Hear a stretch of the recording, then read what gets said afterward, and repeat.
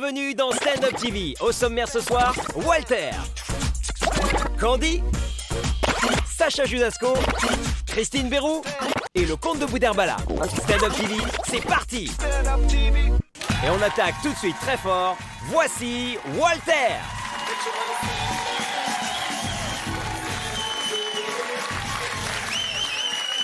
Merci. Merci à tous, bonjour. L'autre jour, je suis allé en boîte de nuit. Alors, je sais pas, tout le monde voit les boîtes de nuit, cet endroit où les femmes vont pour danser, les hommes vont pour draguer. Mais comme ils n'osent pas draguer, ils vont au bar pour boire et puis retournent draguer, racontent des conneries, se font remballer, retournent au bar pour reboire, ce qui permet à la boîte de nuit de gagner beaucoup d'argent et de faire l'entrée gratuite pour que les femmes puissent danser. C'est là que je suis allé. Et justement, près du bar, je repère une jolie brune d'une trentaine d'années avec des grands yeux verts, une mini-jupe écossaise qui mettait en valeur l'ensemble de ses qualités humaines et un petit tatouage de dauphin sur l'épaule, très mignon. Ouais, enfin, très mignon maintenant évidemment, parce que dans 20 ans, quand le petit dauphin ressemblera à un éléphant de mer lyophilisé, c'est moins mignon. Non, mais j'espère que je vexe personne, mais enfin, c'est comme ça, hein, les tatouages, ça vieillit assez mal. C'est un peu comme les très longs cheveux, vous voyez, sur une jeune fille, les cheveux jusqu'ici, je veux dire. Sur une jeune fille, 18, 25 ans, ça peut être joli, voire élégant. Généralement, les cheveux jusque-là, sur une femme de 60 balais, ça fait sorcière. Hein. C'est d'ailleurs pour ça qu'on dit une femme de 60 balais, je pense. En tout cas, c'est une théorie personnelle.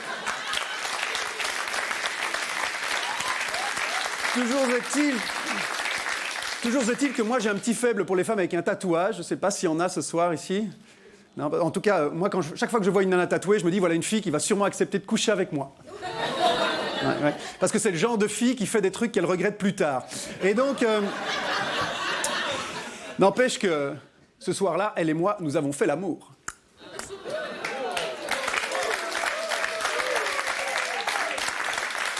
Mais chacun de notre côté. Et quant à moi, j'ai fait l'amour tout seul, ok. Tout le monde voit? Très bien. Moi, ça me gêne pas de vous dire ça, vous savez. Non, c'était une période de ma vie, de toute façon, où j'adorais ça, me masturber. J'adorais ça, je trouvais ça génial. Je pense qu'il y a 2 grandes périodes dans la vie d'un homme où il adore se masturber. C'est, bon, en gros, jusque 18 ans et après 18 ans. Et j'étais dans une des deux, vous voyez, donc forcément... Non, ça me gêne pas du tout de vous raconter ça, vous savez, faut que je vous dise une anecdote authentique. Un jour, je me suis fait choper en train de masturber devant un Paris Match, alors après ça... Non, c'est vrai. Et c'est pas moi qui étais le plus gêné. Hein. C'était les gens dans la salle d'attente. Mais l'important, c'est de rester classe en toutes circonstances. Merci.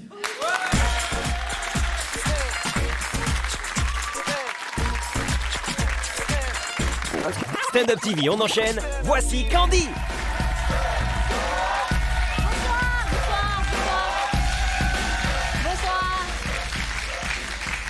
Bonsoir. Eh ben, je suis très contente de faire partie de cette émission. On m'a invitée. C'est un peu une émission pour moi, un peu à l'américaine. On a failli faire nos textes en anglais, puis on s'est dit, très mauvaise idée. Je me suis rappelé en fait que nous, public français, on comprenait rien à l'anglais. Je m'en suis rendu compte en fait à un concert de Snoop Doggy Dogg à Bercy. Alors pour les plus vieux d'entre nous, Snoop Doggy Dogg, c'est l'équivalent de Charles Aznavour, pour vous les vieux. Hein? Donc c'était à Bercy. Alors je vous refais le contexte, il y avait 17 000 personnes et 16 999 personnes qui fumaient des joints. Ça veut dire que quand on m'a demandé à la fin si c'était bien le concert, j'ai dit, je sais pas. Peut-être que c'était bien, mais moi je suis déchirée. Okay. Et c'est surtout en fait à ce concert-là que je me suis rendu compte que nous les Français on comprenait rien à l'anglais parce qu'à un moment donné on voit Snoop qui est à fond sur scène qui fait There's a people in the place. Je crois qu'il a demandé si t'avais ta place. Alors heureusement quand même il y a certains mots qu'on comprend bien, c'est toujours les mêmes. Hein. C'est les insultes, ça passe tout seul. À un moment donné il fait Hey, there's a bitch in the place. Woo! Oui, moi Snoop, moi j'ai une bitch. Ouais, j'ai une bitch. Ouais, j'ai une bitch. Ouais, une bitch.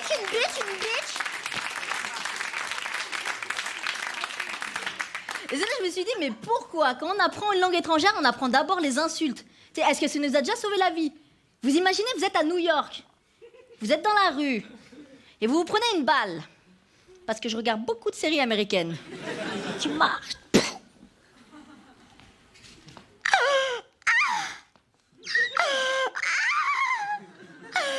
There's a bitch in the place. Shake your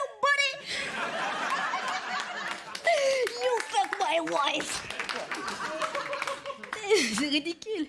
En plus, d'ailleurs, je me suis rendu compte qu'il y a vraiment que les rappeurs américains qui peuvent arriver sur scène et insulter le public. Vous imaginez si moi j'étais arrivée? Ça va, bande d'enculés? Est-ce qu'il y a des grosses salades dans la salle? Que tous les bâtards lèvent la main. C'est des Américains. J'avais bien aimé ce concert. La seule chose que j'avais pas comprise, c'était les backers. Alors pour ceux qui savent pas ce que c'est, les backers, c'est les mecs qui finissent les fins de phrases des rappeurs. Parce qu'apprendre toute une phrase, ça doit être trop dur. C'est par exemple, donc à l'endroit comme à l'envers. Je le touche et ta main, ta mère. Et parfois ils font si. Alors, je me suis dit, est-ce qu'il y a des mecs qui rappent jamais, qui font que les bacs? On m'a dit oui. Alors j'imagine ce quotidien à ce mec-là. Jérémy! Qu'est-ce que je t'ai déjà dit? Range ta chambre, Jérémy! Rémi! Paye le loyer! Si. Si. À mon avis, ça doit être le même genre de mec qui, quand ils draguent, ils font... C'est le si inversé, le... Eh, mademoiselle, t'as un numéro? Oui, le 17.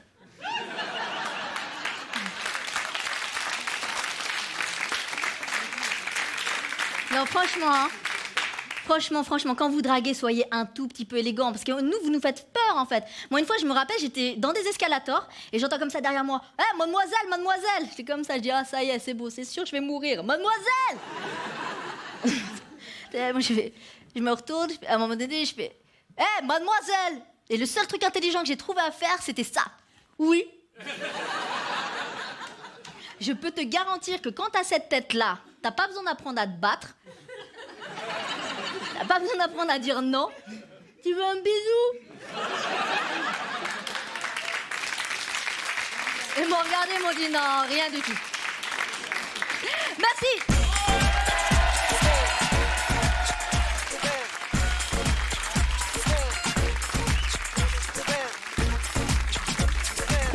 Stand Up TV, un talent incontournable. Voici Sacha Judasco.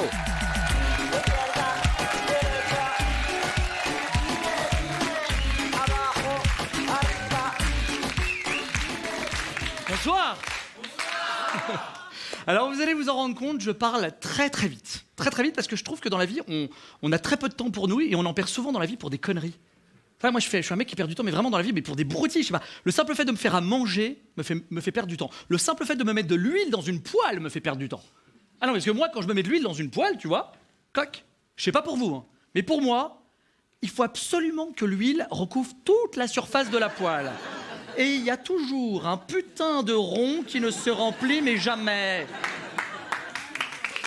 Je passe 10 minutes à essayer de faire ça, moi, et je me tue le poignet. Je peux vous dire que moi, mon poignet, j'en ai sacrément besoin. Non, il y a des pervers dans la salle, là. Non, j'en ai besoin pour bien casser les œufs quand je fais une omelette. Oui, parce que moi, quand je fais une omelette, c'est pas comme dans les films, hein, où l'acteur, il prend l'œuf d'une main, comme ça, là, classe. Non, moi, quand je prends l'œuf, c'est des deux bains. Tu vois, quand je le casse, il y a toujours un bordel de coquilles qui tombe dans le bol. T'as déjà essayé de ramasser la coquille qui est tombée dans le bol? T'appuies dessus, elle se barre. Moi, j'ai l'impression qu'elle se fout de ma gueule dans le bol. C'est la Lormanodou de la coquille. Tu veux la choper, elle fait hop là. Hop là. Tu m'auras jamais.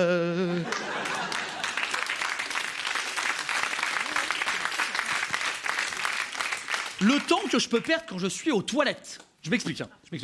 Dans les toilettes publiques, aujourd'hui, on risque pas de manquer de papier. Ça, ils te mettent l'énorme rouleau blanc dans l'énorme bac blanc. Mais là, c'est encore plus pervers qu'avant. Parce que le PQ, il est à portée de main, mais tu peux pas l'attraper.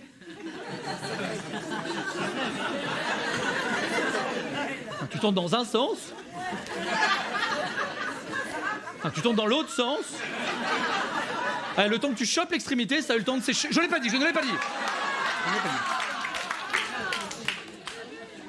Le temps que je me perde quand je prends ma douche. Quand je prends ma douche, tout se passe nickel chrome pour moi, tu vois, jusqu'au moment où je dois me nettoyer cette partie-là. Là. Vous voyez cette partie entre ces deux doigts-là, hein? Eh ben, elle doit être sacrément dégueulasse. Si, parce que je crois que la dernière fois qu'elle a été lavée, c'est comme ma mère me donnait mon bain. Putain, ça fait 2 ans.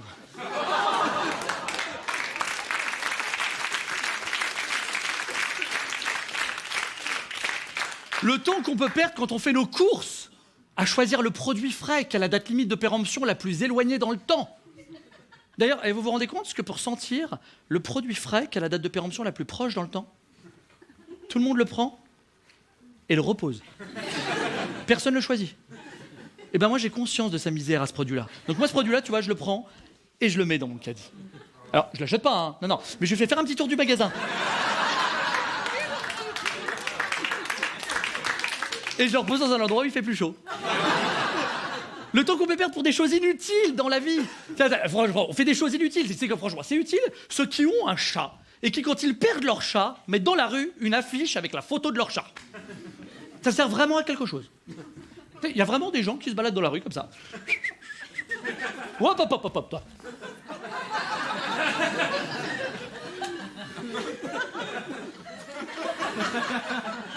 Ouais, tu m'as tout l'air d'être le chat qui est recherché sur l'annonce, hein. J'ai un doute, souris pour voir. Tu sais, qui ensuite le ramènent à leur propriétaire. Excusez-moi, madame, c'est votre chat? Non? Et celui-là? J'ai même vu une fois une annonce où ils recherchaient un pitbull de perdu. Ça sert vraiment à quelque chose? Il y a vraiment quelqu'un dans cette salle qui aurait suffisamment de cojones pour aller parler à un pitbull qu'il connaît pas? En plus, je sais même pas pourquoi le mec recherchait son chien. J'en ai eu un, je peux vous dire que c'est une tannée d'avoir un chien. Ah, tu dois le sortir tous les soirs et le regarder et l'attendre faire ses besoins, là. Ah, moi, j'en pouvais tellement plus que moi, après, quand j'allais aux toilettes, je l'amenais avec moi, je fermais la porte, je disais, tu t'assois et tu me regardes. Tu vas comprendre ce que j'en dis tous les jours.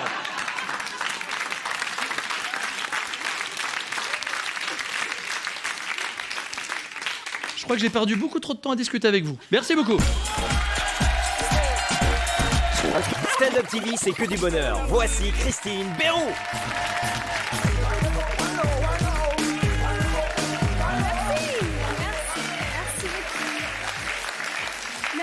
Merci à vous, bonsoir. Voilà, donc maintenant je vais répondre à la question que vous vous posez tous. Oui, tout à fait. C'est ma vraie voix. Voilà, vous êtes au courant. Non, je suis vraiment ravie d'être ici ce soir parce que j'ai vraiment eu une année difficile. Pour tout vous dire, je me suis faite larguer. Ouais, je sais. Je sais, c'est très difficile à croire. Ça a été une rupture extrêmement difficile. Il m'a quittée en avril. Il a reçu des mails d'insultes jusqu'en juillet. Mais je vous rassure, maintenant, il n'entend plus du tout parler de moi. Hein. Non, il reçoit juste quelques lettres anonymes de temps en temps. Voilà. Non. Mais vous savez, on me demande souvent, mais depuis combien de temps t'étais avec lui? Alors ça dépend, je dirais à peu près 1 an. Voilà, selon les manifestants. 3 mois selon la police. Mais je riais pas parce que j'ai souffert, d'accord? Mon cœur n'est pas un jouet. Par contre, mon clitoris et du coup, évidemment, j'ai fini par rencontrer quelqu'un et je suis super bien avec ce nouveau mec. C'est juste que maintenant, j'ai une peur phobique de me faire larguer. Eh oui, parce que c'est très facile aujourd'hui de plaquer quelqu'un. Vous imaginez si c'était aussi facile de plaquer ses propres enfants? Ah bah écoute Théo, je crois qu'on est allé beaucoup trop vite. Et je retrouve plus la magie du début. Quand je te baladais en poussette, bon, avoue quand même que depuis que tu sais lire, tu n'es plus le même.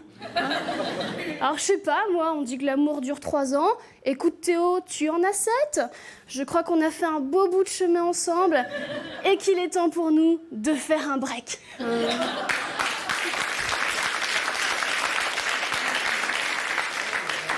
Tu comprends pas le mot break? Bon, une récré, si tu préfères. En plus, ne me mens pas. Je sais très bien que tu as une maîtresse. Je te propose donc de la rejoindre. Et tu sais quoi? On n'aura même pas besoin d'avocat parce que je te laisse la garde de ton doudou. De toute façon, il pue. Non mais c'est vrai qu'on peut pas se dire ça avec les enfants, c'est pour ça qu'on se le dit beaucoup entre adultes. Et pourtant, nous, qu'est-ce qu'on veut, nous les filles? On veut vivre des comédies romantiques, d'accord? Ou au pire du pire, des comédies musicales.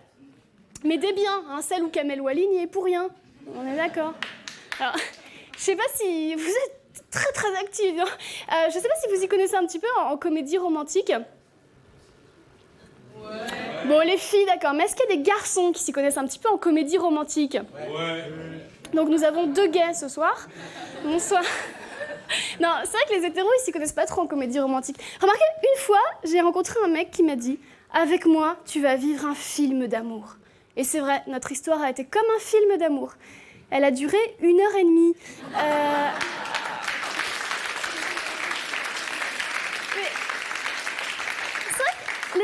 connaissent pas trop parce que quand j'ai demandé à mon nouveau copain quelle était sa comédie romantique préférée, il m'a répondu « Retour vers le futur ». Mais par contre, c'est vrai que les gays ont cette petite sensibilité que les autres n'ont pas. Et d'ailleurs, je vais ouvrir une petite parenthèse. J'ai remarqué un truc. J'ai remarqué que maintenant, toutes les nanas ont un ami gay. C'est vrai ou c'est pas vrai ? Voilà. Et j'ai remarqué autre chose. C'est que quand on a un ami gay, on le présente toujours comme ça. Il n'est pas autre chose que gay. Alors on va le présenter en disant « Ah bah je présente Nico, mon pote homo. Ça ne choque personne. Vous imaginez si on disait « Ah bah je présente Philippe, mon pote hétéro. Non, ce serait bizarre. Ou alors on pourrait carrément dire « Ah bah je présente Marc, mon pote puceau. Allez !»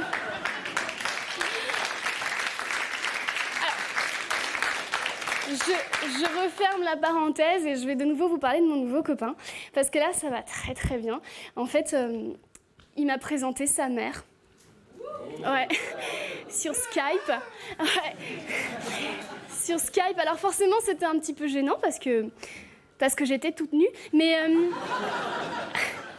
l'autre jour, je lui ai posé la question que posent les filles quand elles sont très très amoureuses. Je lui ai dit « Regarde-moi ». Déjà, et tu trouves pas que je suis grosse ? Et c'est là que j'ai vu qu'il était très intelligent, parce que tout de suite il m'a répondu ah non, moi je rentre pas là-dedans. Alors, ouais. Il a pas toujours dit ça. Bref, et j'ai remarqué un truc, c'est qu'il y a plusieurs étapes dans le couple. C'est vrai qu'au début, il y a la période des découvertes. Alors ça, c'est quand on fait connaissance. On va se poser toutes les petites questions du genre tu dors de quel côté ? Tu mets du lait dans ton café ? Tu crois que ton ex va me rembourser les pneus qu'elle m'a crevés ? Parce que moi, je rembourserai pas son chien. Pardon. Excusez-moi. Je m'égare. Et après, il y a ce que j'appelle la période niaise. Alors ça, c'est quand on se met à se parler comme si on était des demeurés. Hein. Et moi, ça m'a fait drôle, parce que mon copain, il est très beau. Non mais sincèrement, je vais vous dire la vérité, c'est un petit peu mon Brad Pitt, vous voyez. Et un jour, Brad Pitt, il s'est mis à me parler avec une voix de Teletubbies. Voilà. Alors ça m'a fait drôle. Et moi, je me suis mise à lui parler avec une voix de petite fille. J'ai gardé la mienne, en fait. Et après la période niaise, il y a moi ce que j'appelle la période de concrétisation. Alors ça, c'est quoi ? C'est quand les filles attendent leur premier « je t'aime » et les garçons leur première sodomie. Par contre, attention, parce que contrairement à ce qu'ils ont tendance à penser, l'un n'achète pas l'autre. Vous voyez ce que je veux dire ? Bon, techniquement, j'avais terminé, mais ça m'embête un peu de vous laisser sur une sodomie. On m'a déjà fait le coup, je trouve pas ça très sympa.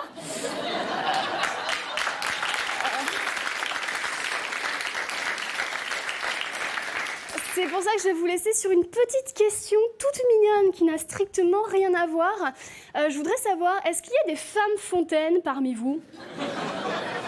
Non, parce que moi je rêve de rencontrer des femmes fontaines, comme ça je pourrais lui jeter une pièce et faire un vœu.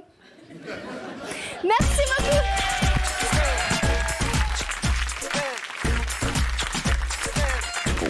Stand-up TV, on termine en beauté avec le conte de Boudherbala.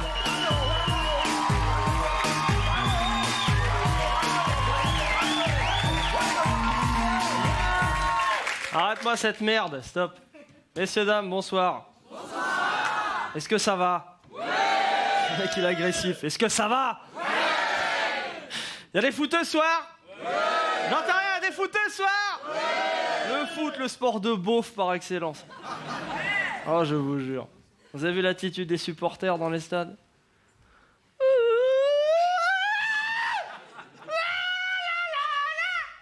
Pourquoi ils font ça, les mecs ? C'est quoi cette gestuelle de merde, là, sérieux ? Ça encourage, ça ? Les mecs sur le terrain, ils se disent « Eh, les gars, faut marquer, hein, regardez. » Ben, on peut pas les décevoir. Ok, j'ai compris, abruti, arrête-moi un peu. Ils sont chiants, ces smicards. Là, j'ai un gros problème avec les supporters de foot. Les mecs supportent la même équipe, parfois ils se battent entre eux. Allez les gars, non, allez les gars, hein, qu'est-ce que tu dis, enculé ? C'est très grave. Et parfois ça va super loin, parfois les mecs se battent dans les stades, parfois les mecs meurent dans les stades.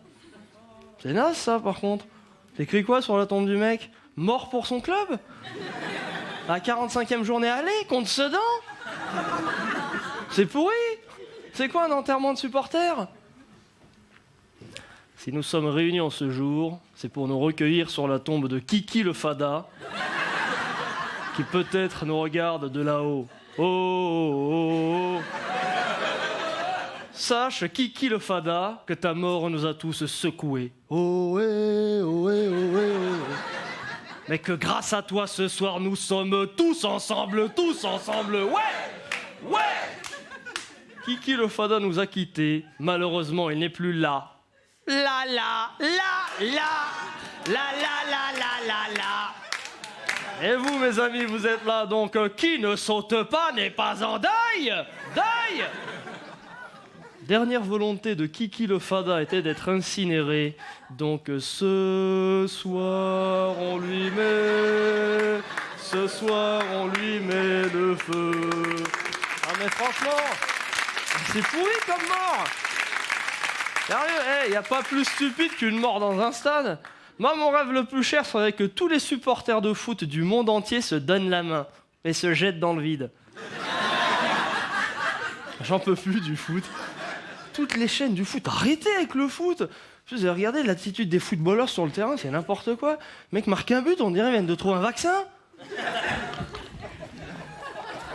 Des saltos arrière, des roues. S'en fout. Si moi, après une bonne vanne, je faisais une roue. Attends un peu. Oh, franchement, les interviews de footballeurs, les mecs tournent sur 3 phrases. On est content, on a marqué, on a pris les 3 points. Et pas content, on n'a pas marqué, on n'a pas pris les 3 points. Bravo, jeune homme. Ils disent souvent, ouais, on prend les matchs les uns après les autres.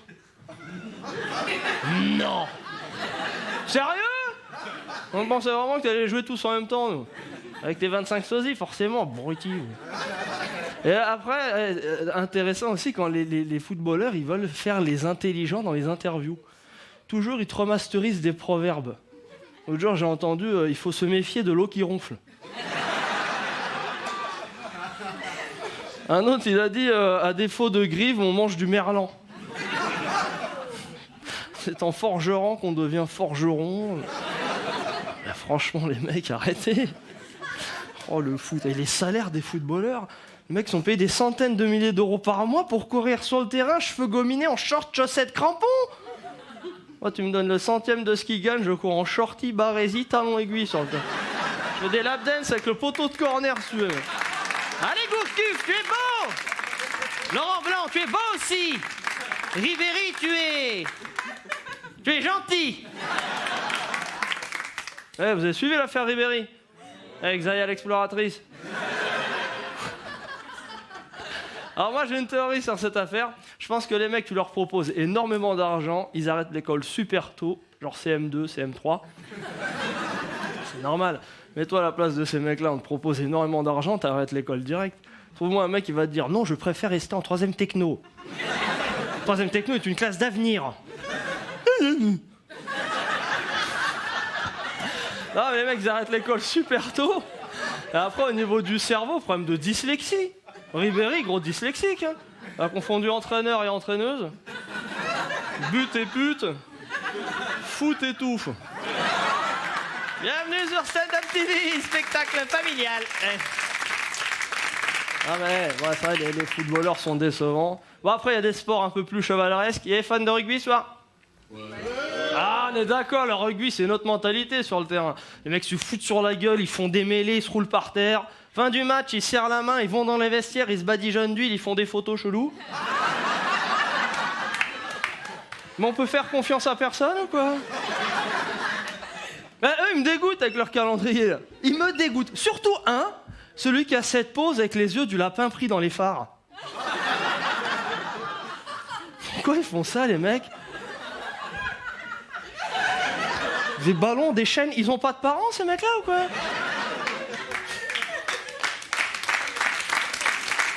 Merci, messieurs, dames.